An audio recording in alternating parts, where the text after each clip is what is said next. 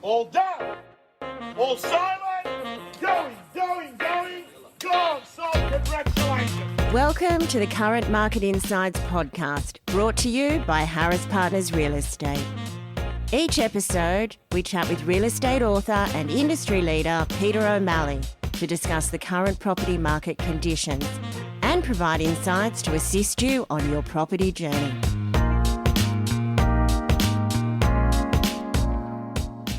Welcome back to the Current Market Insights podcast. Peter, thank you for joining me again in the studio. Great to see you, Ciaran. Always great to see you. Look, earlier in the year, Peter, we did a bit of a deep dive on being a seller in 2023. I thought it might be a good idea this week to just do the same kind of thing, but for all of our buyers out there in the market.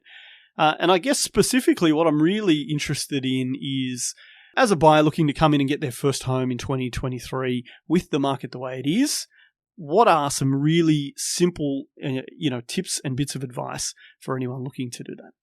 Look, I think that the first and most important, Ciaran, is that markets rise and fall. And when you're sitting on the sidelines in the boom times like we had in 2021, it can feel like everyone's getting rich except for me, and you can feel really, really despondent about that point. And that's obviously when the market's charging ahead in a bull market. But markets do rise and fall, and over the years, the amount of times I've had people say to me as a real estate agent, "You can't lose on Sydney property," and it's like, well, actually, you can. It happens quite regularly. Markets don't always rise, and they don't always fall. We are in a falling market at the moment.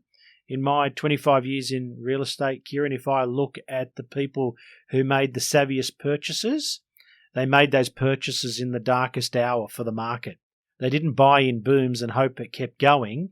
What I've seen in my time in real estate is when the market's down, the smart money comes out to play. So I guess for someone who's new to the market, let's assume it's their first property purchase, how do they know that it's the darkest hour? How do they know that now is the time? You don't. Okay, so on that point then, they don't necessarily know when the bottom has arrived, and Correct. You don't know the bottom until, of course, it's gone. And you don't know the top until it's hit. Exactly.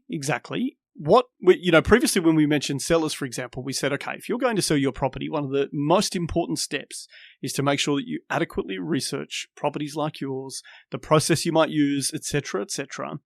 Similarly for buyers, is there an element of research and preparation they can do before they start to go to open homes, before they seriously look at, making an offer somewhere, to ensure that they know what kind of part of the market they're in and whether or not now is the right time? The research they do will tell them two things: what the market has done in the past and what the market is doing at that point in time. Whether you're buying or selling, no amount of research will tell you what the market's going to do tomorrow, because markets are animal spirits and they're beholden to events. So when you purchase a property, there's no guarantee that it'll continue to fall. There's no guarantee that it'll start to rise. These are short-term machinations of the market. In Sydney, in Australia, markets have tended to benefit people long-term. I own investment properties in Adelaide. Adelaide did nothing for 10 years. Now Sydney's falling and Adelaide's somehow rising in spite of the interest rate rises. So for those buyers, I guess there is going to be a big difference for someone who's looking for some short-term capital growth and, a get-rich-quick scheme, for lack of a better description. For people who are looking for longer-term stability, who are looking for a home for security and safety, really what you're saying is they shouldn't be so concerned about what the market is doing right now, because obviously their scope is 5 or 10 or 15 years down the line. If not more. So one of the sales trainers that I've always listened to is an American called Brian Tracy. And his view to real estate, because he's not a real estate agent, was very simple. He said, I just look at every piece of real estate with a 20-year view. Will this be a good piece of real estate in 20 years? That's not to say I'm going to hold it for 20 years, but will this be a good piece of real estate in 20 years? And over the years in our real estate office, we've looked at properties and said that's good real estate because the fundamentals of the property are sound and will always be sound regardless of the market conditions. That's not to say that good real estate doesn't fall in price at times, but you'd always prefer to own good real estate than speculative product that's maybe been cheaply renovated, for example, because there's a developer looking to do a quick hit and run job on the property, if you like. Yeah, I think much easier said than done, though. Obviously, our media, particularly in Sydney, love to over-amplify the property market and make it seem so, quick and fast and powerful, and it can be very hard to visualise. And everyone has their own agenda. I read those articles too, Ciaran, and if you get a calculator out and a pen and paper and you add up the renovation costs and the stamp duty costs and the agent's costs on the selling price and then work out what the person paid for the property and sold it for, you'll realise that a lot of the people that are glorified in the gossip columns, for example, lost money or didn't make very much at all. Yeah. Look, I raise it only as, I guess, the important point for buyers is not to be caught up in the hype that's in the media, because it is, it can be misleading, as you say. Transaction costs when it comes to real estate are onerous, and they do take a lot of the shine away from gross profit or perceived profit and actual profit. And some of the most profitable people in the property market are the quietest. Absolutely. Look, I guess getting a little bit specific with buyer advice here, Peter, we often talk about, again, on the seller side, there's some really important questions you can ask. You can make sure that you are selecting the right elements in all those different capacities, I guess. For buyers, is there any really pertinent questions that you would ask as a buyer if you're meeting with an agent at the property that you're interested in? Look, and this is not being disparaging against real estate agents, it's really not. But if you're a buyer, when it comes to asking questions of the real estate agent, you have to believe nothing and check everything. That's not to say that every real estate agent will tell you a lie, because they won't. Some will tell it straight. But the reality is you need to take control of your own scenario. And when someone is going to get a financial reward by selling you a property, that person, in my eyes, loses the right to be any sort of independent advisor as to whether you should buy the property and what you maybe should pay for it. That real estate agent is being paid a healthy commission by the seller to maximise the sale price. So it's better and safer if you believe nothing and check everything. I think that's good advice in life in general, Peter. So looking at the way the market's operating this year, it is a falling market, as we've discussed previously. I guess what are the major benefits for buyers who are willing to stick it out and purchase in this market?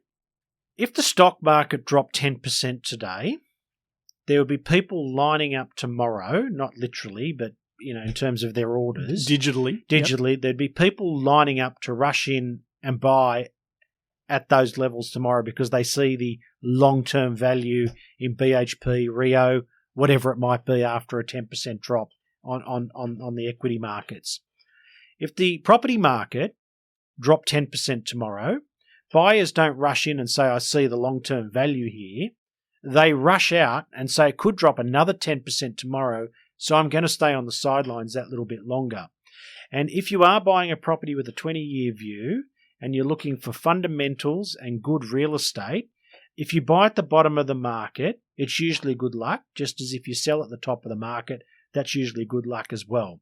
But if you're playing the long-term trends and spot a good opportunity when you see it, even if it's not the bottom of the market, go for it. So I've sold many properties over the years by telling the buyer that the property that they're about to buy will probably, not certainly, but will probably fall in value before it rises in value. And anyone that's held on for more than 18 months to 3 years has always seen good growth on that property. Now, we all need to live somewhere, and this is what makes me laugh about people that have utter doomsday scenarios for the property market, because they think that people will be forced to sell their homes and live in cars or tents. And the reality is that Sydney is a global city with serious financial activity around it, and that the vast majority of residents, thankfully, will either be renting a property or owning a property. And it's a very good property market, but that's not to say that it doesn't fall in price at times, and you need to buy good real estate with a long-term view. Well, let's just say, historically, even with falls, Sydney usually does recover in the positive for those that are willing to hold.